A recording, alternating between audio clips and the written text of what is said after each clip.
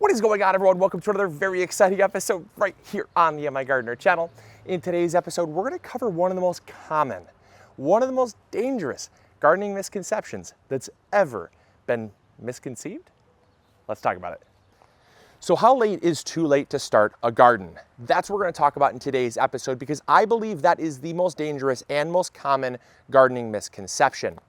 Oftentimes we hear this where gardeners will say, my neighbor already has their garden planted, or my garden center down the road is already putting their plants on sale. It seems like the gardening season's already underway. I'll just wait until next year because I think it's too late. And they're saying this in like April or May. Heck, it's not even June, it's not even the main gardening season, and they're already saying that. You might be someone that is already saying that. Heck, you could be watching this episode right now, wanting to put a garden in, but you think it's too late. And so in this episode, I'm gonna break down that gardening misconception. I'm gonna tell you when too late is too late, and you're gonna be surprised that too late is much later into the growing season than you probably imagine.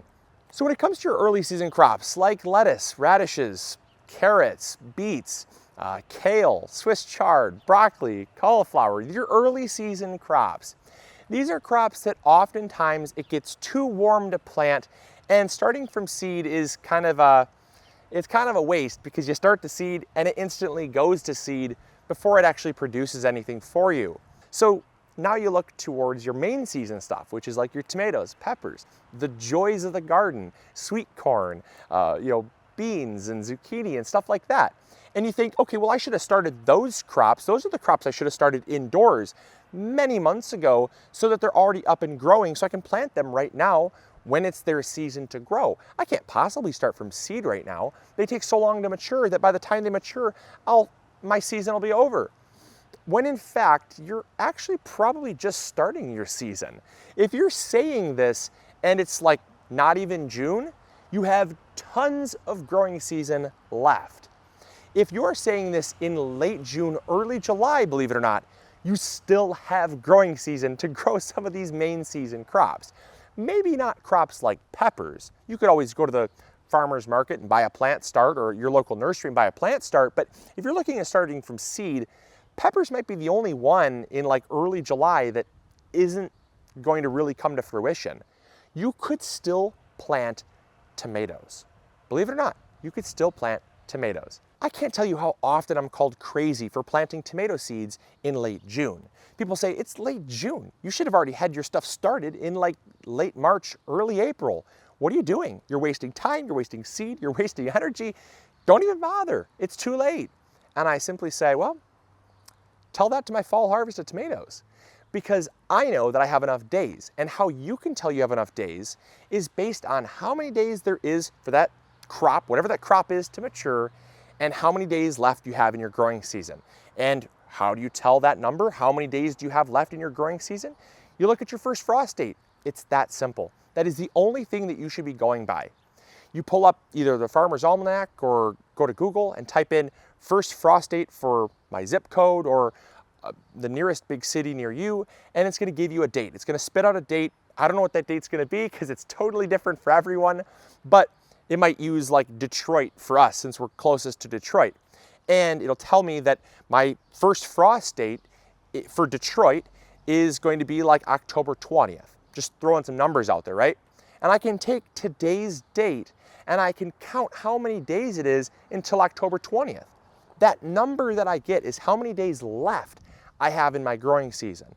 It has no bearing. It doesn't have any bearing on what's already in the past. I can't control the past. I can control the future. And what I can control in the future are the crops that fit in that window. Don't try to fight it and plant something that's not going to mature in that time window. You know, if you only have 80 days, don't plant something that's going to mature in 110 days. It's not going to mature, and you're going to be fighting something that's going to end up in disappointment. All right, and I'll close with this quick example. So a lot of you probably want to know how I can plant tomatoes from seed in late June and still end up with a harvest. I mean, that's probably the most extreme example you could go with. And so I'll show you the most extreme example so that everything else you can kind of see the possibilities. With tomatoes, you can take a tomato that matures in 75 days, 85 days, heck, 100 days. Tomatoes mature at different times. And so you have a wide variety, but let's just say 85 days, just for example. Let's say it is late June, okay? It's late June, it's June 20th, right? June 25th, whatever, right? We take that date and we look at our first frost date. Our first frost date is October 20th.